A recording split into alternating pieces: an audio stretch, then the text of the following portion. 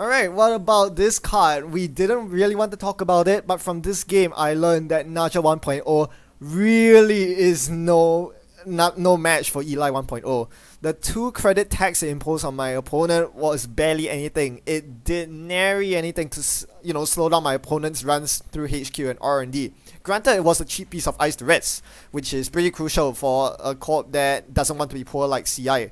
But in the long run, you saw how my opponent could repeatedly hammer HQ and R&D through the Najja because the Najja barely did anything at all.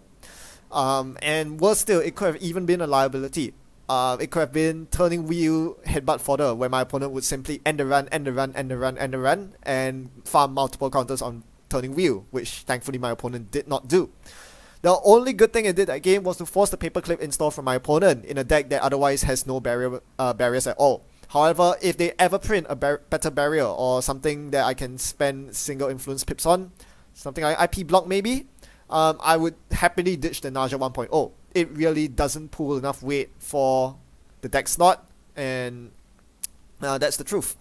I would definitely consider Fairchild 1, which is cheaper to res and has the same taxation amount, especially in a world without Yogg, over the Najja 1.0. The only reason you would otherwise play Najja 1.0 is that you require the end the run subroutine. If your only other end the run subroutine is Fairchild 3's last subroutine, it might be a bit unreliable to get Ravana going. So Najja helps Ravana in that regard, but otherwise it's pretty subpar even if you play it in a corp like Architects of Tomorrow. I would rather have Seder Adaptive Barriers, in all honesty. It hard forces the paperclip and taxes paperclip way more in that regard. So that's my analysis on Najja 1.0 as well as Ikawa Project. Even though I didn't get to fire off the Ikawa Heinlein combo, I hope this was a pretty fun demonstration of what you can do with punitive Counter-Strike in CI.